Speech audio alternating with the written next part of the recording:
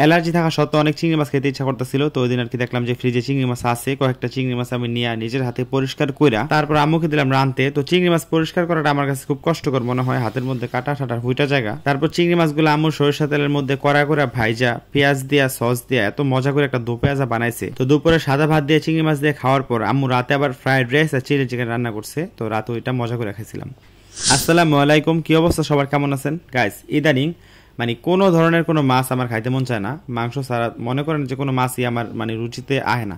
কি লেগা কে জানে, কোনো ধরনের কোনো মাছ ভাল লাগে না খাইতে, বুঝছেন? না ভাল লাগে পুকুরের মাছ, না ভাল লাগে নদীর মাছ, কিন্তু চিংড়ি মাছের প্রতি আমার রুচি কখনই ওঠে নাই। তো আম্মুরে বললাম আম্মু আজকে চিংড়ি মাছ রান্না করো। তো ফ্রিজ থেকে চিংড়ি মাছ নামাইলাম কয়েকটা। তো আম্মু আর কি একটু কাজ করতেছে পাকঘরে, আমার বললো যে চিংড়ি মাছগুলো তুমি একটু পরিষ্কার করে দাও। তারপর আমি ইউটিউবে দেখলাম যে চিংড়ি মাছ কিভাবে পরিষ্কার করবো, ওই ভিডিও একটু দেখার পরে আমি নিজে আর কি চিংড়ি মাছগুলো পরিষ্কার করতেছি। তো চিংড়ি মাছের মধ্যে উপরে যে কাটা ছিল ওগুলা খুব কষ্ট করে ছাড়ালাম। পরিষ্কার করার পর আর কি রান্না করে চিংড়ি মাছগুলো নিয়ে গেলাম। আম্মু হলুদ গুঁড়া মরিচ গুঁড়া পরিমাণ মতো দিল। তারপর আমি ওইটা ভালোভাবে একটু ম্যারিনেট করতেছি। তারপর আম্মু একটু লবণ দিল। তো ম্যারিনেট করার কিছুক্ষণ পরে আম্মু আমার বললো যে তুমি এলা ঘরে গিয়া একটু রেস্ট করবা, যাও একটু ফ্যানের বাতাসের মধ্যে বয়ে থাকোগা, আমি চিংড়ি মাছগুলো ভাজি। পরে আমি আম্মুর কইলাম যে আমি যদি ঘরে গিয়ে ফ্যানের বাতাসে রেস্ট নেই তাহলে ভিডিও করবো কে? পরে আম্মু কইলো আচ্ছা ঠিক আছে ভিডিও করে যা। তারপরে যে কাছে একটু ভিডিও করতেছিলাম, আম্মু সরিষা তেলের মধ্যে আর কি চিংড়ি মাছগুলো দিয়ে দিছে। চিংড়ি মাছগুলো সাইজ কিন্তু অনেক বড় বড়, কড়াইয়ের মধ্যে পুরো এই পাশ থেকে ওই পাশে দেখা যেতেছে। তো চিংড়ি মাছগুলো আম্মু ভাজা শেষে নামায়া তারপর কড়াইয়ের মধ্যে একটু পেঁয়াজ ভাজতেছে, কারণ এই পেঁয়াজের মধ্যে আদা জিরা মশলা টসলা দিয়া কষায় তারপর চিংড়ি মাছগুলো আর দো পেঁয়াজ রান্না করবো। তো পেঁয়াজটা একবার লাল হওয়ার পর আম্মু আদা বাটা বলেন জিরা বাটা বলেন সবই দিয়ে এসে। তো আম্মু আমার বললো সসটা নিয়ে আসি, টমেটো সস দিই। আমি কই টমেটো সস দিলে ভালো লাগবে? হ্যাঁ ভালো লাগবে। তারপর আমি টমেটো সস নিয়ে আসছি, আম্মু একটু টমেটো সস দিতেছে। তারপর একটু গোলমরিচের গুঁড়া দিল।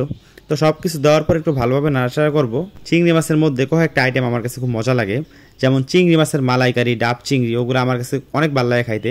আমি নেক্সটে আপনাদেরকে আম্মুর হাতের ডাব চিংড়ি বা চিংড়ি মাছের মালাইকারি ওই রেসিপিটা আমি আপনাদেরকে দেখাবো। তো মশলা কষানোর পর আম্মু আর কি মশলার মধ্যে চিংড়ি মাছগুলা, তারপর একটু মগজ ছিল তেলের মধ্যে, ওগুলা সব দিয়ে দিল, দিয়ে একটু ভালোভাবে নাড়াচাড়া করতেছে।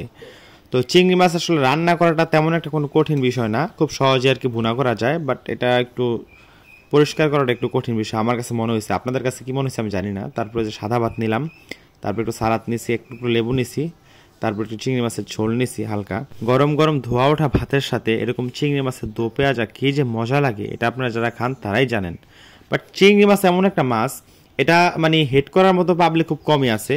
বাট ওই দিন আমি একটা চিংড়ি মাছের ভিডিওতে দেখলাম, অনেকে কমেন্ট করছেন যে চিংড়ি মাছ আমার পছন্দ না। আসলে ভাই পছন্দ না নাকি এমনি বলেন, আল্লাহ জানেন আর আপনি জানেন। যাই হোক, আম্মুর হাতে চিংড়ি মাছের দো পেঁয়াজাটা খুবই মজা লাগছিল। তো রাতে খাওয়ার জন্য আম্মু চিলি চিকেন রান্না করতেছিল। তো আম্মুর আমি জিজ্ঞেস করলাম তুমি রান্না করার আগে আমার একটু বলতে পারতাম, আমি শুরু থেকে ভিডিওটা করতাম। সবকিছু ভিডিও করতে হয় না, দুপুরে না চিংড়ি মাছের ভিডিও করলে এটা আবার ভিডিও করার কি আছে। এখন আমি চিন্তা করলাম যে দুপুরেরটার সাথে রাতেরটা একটু মানে ভিডিওটা যোগ করে দিলে তো ব্লগটা কমপ্লিট হয়ে যায়। তো আম্মু দুপুরে জাস্ট 4টা চিংড়ি মাছ রান্না করছিল, আর কোনো মাছ রান্না করে নাই। তো রাতে খাওয়ার জন্য আম্মু ফ্রাইড রাইস আর চিলি চিকেন রান্না করছে। তো রান্না প্রায় শেষ, এখন আর কি খাওয়ার পালা। এগ ফ্রাইড রাইস, তো ফ্রাইড রাইসটা খুবই ঝরঝরে হয়েছে। তো আম্মুর আমি বললাম আম্মু একবার রেস্টুরেন্ট স্টাইলে বাইরে দাও। তো আম্মু ফ্রাইড রাইসটা একবার রেস্টুরেন্ট স্টাইলে বাইরে দিয়েছে, আর আমি এখান থেকে চিলি চিকেন নিতেছি। তারপর সবাই মিলে একসাথে খাইতাছি। তো চিলি চিকেনটা একটু শুকনো শুকনো হয়ে গেছে, আমার মনে হয় একটু গ্রেভি হলে মজা হইতো। তো যাই হোক, ভালোই লাগছে। তো ব্লগটা ছিল এ পর্যন্তই, সবাই ভালো থাকবেন, আল্লাহ হাফেজ।